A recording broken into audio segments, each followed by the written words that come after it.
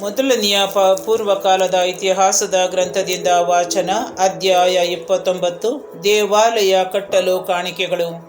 ತರುವಾಯ ಅರಸ ದಾವೀದನು, ದೇವರು ನನ್ನ ಮಗ ಸೊಲೊಮೋನನನ್ನೇ ಆರಿಸಿಕೊಂಡಿದ್ದಾರೆ, ಆದರೆ ಅವನು ಇನ್ನೂ ಚಿಕ್ಕವನು. ಮಾಡತಕ್ಕ ಕೆಲಸವು ವಿಶೇಷವಾದದ್ದು. ಕಟ್ಟತಕ್ಕ ಮಂದಿರ ದೇವರಾದ ಸರ್ವೇಶ್ವರನಿಗಾಗಿ ನಾನು ನನ್ನಿಂದಾಗುವಷ್ಟು ಪ್ರಯಾಸಪಟ್ಟು ಬಂಗಾರದ ಕೆಲಸಕ್ಕಾಗಿ ಬೇಕಾಗುವ ಬಂಗಾರ, ಬೆಳ್ಳಿಯ ಕೆಲಸಕ್ಕಾಗಿ ಬೇಕಾಗುವ ಬೆಳ್ಳಿ, ತಾಮ್ರದ ಕೆಲಸಕ್ಕಾಗಿ ಬೇಕಾಗುವ ತಾಮ್ರ, ಕಬ್ಬಿಣದ ಕೆಲಸಕ್ಕಾಗಿ ಬೇಕಾಗುವ ಕಬ್ಬಿಣ, ಮರದ ಕೆಲಸಕ್ಕಾಗಿ ಬೇಕಾಗುವ ಮರ, ಇವುಗಳನ್ನು ಗೋಮೇಧಕ ರತ್ನ, ಕೆತ್ತುವುದಕ್ಕೆ ಬೇಕಾಗುವ ರತ್ನ, ಕೆಂಪು ಹರಳು, ವಿವಿಧ ವರ್ಣದ ಕಲ್ಲು, ತರತರದ ಮಣೆ, ಚಂದ್ರಕಾಂತ, ಇವುಗಳನ್ನು ನನ್ನ ದೇವರ ಮಂದಿರಕ್ಕಾಗಿ ರಾಶಿ ರಾಶಿಯಾಗಿ ಸಂಗ್ರಹಿಸುತ್ತೇನೆ. ಪವಿತ್ರಾಲಯಕ್ಕೆ ಇವುಗಳನ್ನೆಲ್ಲ ಸಂಗ್ರಹಿಸಿದ್ದಲ್ಲದೆ ನನ್ನ ದೇವರಾಲಯದ ಮೇಲಣ ಅಭಿಮಾನದಿಂದ ಅದಕ್ಕಾಗಿ ನನ್ನ ಸ್ವಂತ ಸೊತ್ತಿನಿಂದ 100 ಮೆಟ್ರಿಕ್ ಟನ್ ಓಫೀರ್ ದೇಶದ ಬಂಗಾರವನ್ನು, ಸುಮಾರು 240 ಮೆಟ್ರಿಕ್ ಟನ್ ಚೊಕ್ಕ ಬೆಳ್ಳಿಯನ್ನು ಕೊಡುತ್ತೇನೆ. ಈ ಬೆಳ್ಳಿ ಬಂಗಾರಗಳಿಂದ ಆಲಯದ ಗೋಡೆಗಳನ್ನು ಹೊದಿಸಬೇಕು. ಅಕ್ಕಸಾಲಿಗರು ಮಾಡಬಹುದಾದ ಎಲ್ಲ ಥರದ ಬೆಳ್ಳಿ ಬಂಗಾರದ ಸಾಮಾನುಗಳನ್ನು ಮಾಡಿಸಬೇಕು. ಈ ದಿನ ಉದಾರ ಹಸ್ತದಿಂದ ಸರ್ವೇಶ್ವರನಿಗಾಗಿ ಕಾಣಿಕೆ ಅರ್ಪಿಸುವುದಕ್ಕೆ ಯಾರಿಗೆ ಮನಸ್ಸಿದೆ ಎಂದು ನೆರೆದ ಸಭೆಯನ್ನು ಕೇಳಿದರು. ಇಸ್ರೇಲ್ ಗೋತ್ರ ಕುಟುಂಬಗಳ ಅಧ್ಯಕ್ಷರುಗಳು, ಸಹಸ್ರಾಧಿಪತಿಗಳು, ಶತಾಧಿಪತಿಗಳು ಹಾಗೂ ಅರಸನ ಕೆಲಸದವರ ಮುಖ್ಯಸ್ಥರು ದೇವಾಲಯದ ಕೆಲಸಕ್ಕಾಗಿ ಸ್ವೇಚ್ಛೆಯಿಂದ 170 ಮೆಟ್ರಿಕ್ ಟನ್ ಬಂಗಾರವನ್ನು, 340 ಮೆಟ್ರಿಕ್ ಟನ್ ಬೆಳ್ಳಿಯನ್ನು, 3400 ಮೆಟ್ರಿಕ್ ಟನ್ ತಾಮ್ರವನ್ನು, 3400 ಮೆಟ್ರಿಕ್ ಟನ್ ಕಬ್ಬಿಣವನ್ನು ಕೊಟ್ಟರು. ರತ್ನಗಳಿದ್ದವರು ಅವುಗಳನ್ನು ಸರ್ವೇಶ್ವರನ ಆಲಯದ ಭಂಡಾರಕ್ಕಾಗಿ ಗೇರ್ಷೋನ್ಯನಾದ ಯೆಹಿಯೇಲನ ವಶಕ್ಕೆ ಕೊಟ್ಟರು. ಅವರು ಪೂರ್ಣ ಮನಸ್ಸಿನಿಂದ ಹಾಗೂ ಸ್ವೇಚ್ಛೆಯಿಂದ ಸರ್ವೇಶ್ವರನಿಗೆ ಕಾಣಿಕೆ ಕೊಟ್ಟಿದ್ದಕ್ಕಾಗಿ ಜನರೆಲ್ಲರೂ ಸಂತೋಷಪಟ್ಟರು. ಅರಸನಾದ ದಾವೀದನಿಗೂ ಬಹಳ ಸಂತೋಷ ಆಯಿತು. ಆ ನಂತರ ದಾವೀದನು ನೆರೆಯ ಸಭೆಯ ಮುಂದೆ ಸರ್ವೇಶ್ವರನ ಹೀಗೆ ಸ್ತುತಿಸಿದನು. ಹೇ ಸರ್ವೇಶ್ವರ, ನಮ್ಮ ಪಿತೃ ಯಾಕೋಬನ ದೇವರೇ, ಸದಾ ಕಾಲಕ್ಕೂ ಸ್ತುತಿ ಸ್ತೋತ್ರ ಸಲ್ಲಲಿ ನಿಮಗೆ.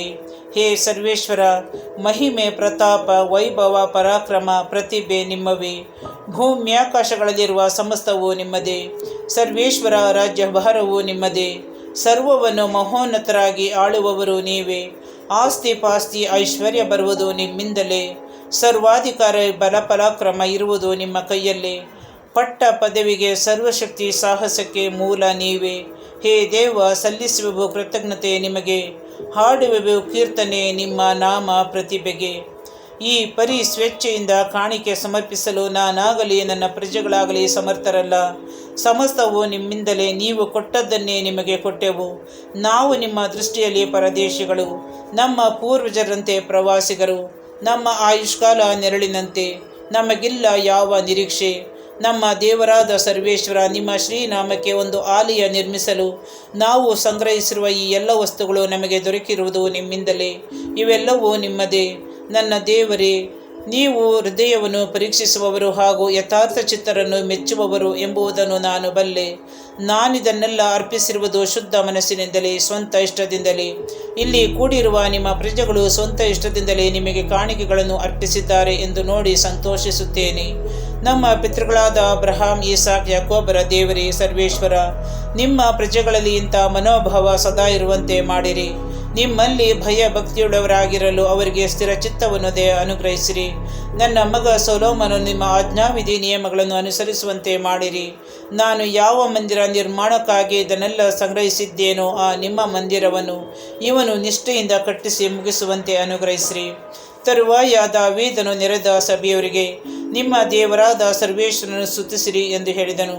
ಸಭೆಯವರೆಲ್ಲರೂ ತಮ್ಮ ಪಿತೃಗಳ ದೇವರಾದ ಸರ್ವೇಶ್ವರನನ್ನು ಸ್ತುತಿಸುತ್ತಾ ತಲೆಬಾಗಿ ಅರಸನನ್ನು ನಮಸ್ಕರಿಸಿದರು.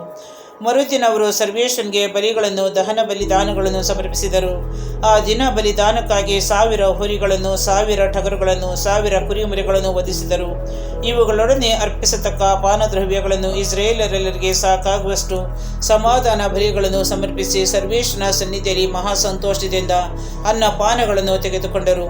ದಾವೀದನ ಮಗ ಸೊಲೊಮೋನನನ್ನು ಮತ್ತೆ ಅರಸನನ್ನಾಗಿ ಆರಿಸಿಕೊಂಡು ಅವನು ರಾಜನಾಗುವುದಕ್ಕೂ ಚಾದೋಕನು ಯಾಜಕನಾಗುವುದಕ್ಕೂ ಅಭಿಷೇಕಿಸಿ ಸರ್ವೇಶ್ವರನಿಗೆ ಪ್ರತಿಷ್ಠಿಸಿದರು. ಅಂದಿನಿಂದ ಸೊಲೊಮೋನನು ತನ್ನ ತಂದೆ ದಾವೀದನ ಸ್ಥಾನದಲ್ಲಿ ಅರಸನಾಗಿ ಸರ್ವೇಶ್ವರನ ಸಿಂಹಾಸನದಲ್ಲಿ ಕುಳಿತುಕೊಂಡು ವೃದ್ಧಿಯಾಗುತ್ತಾ ಬಂದನು. ಅರಸ ಸೊಲೊಮೋನನಿಗೆ ಇಸ್ರಾಯೇಲರೆಲ್ಲರೂ ವಿಧೇಯರಾಗಿ ನಡೆದರು.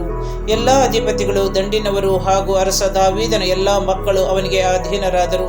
ಸರ್ವೇಶ್ವರ ಇಸ್ರಾಯೇಲರೆಲ್ಲರಿಗೆ ಗೊತ್ತಾಗುವಂತೆ ಸೊಲೊಮೋನನನ್ನು ಅಭಿವೃದ್ಧಿಪಡಿಸಿದರು.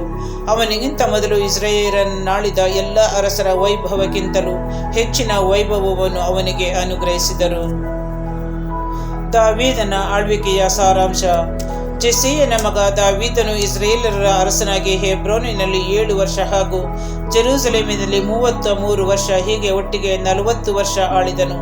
ಸಿರಿ ಸಂಪತ್ತು, ಘನತೆ, ಗೌರವ ಹಾಗೂ ದೀರ್ಘಾಯುಷ್ಯ ಇವುಗಳನ್ನು ಅನುಭವಿಸಿದ ನಂತರ ದಾವೀದನು ಹಣ್ಣು ಮುದುಕನಾಗಿ ಮರಣ ಹೊಂದಿದನು. ಅವನ ಉತ್ತರಾಧಿಕಾರಿಯಾಗಿ ಅವನ ಮಗ ಸೊಲೊಮೋನನು ಅರಸನಾದನು.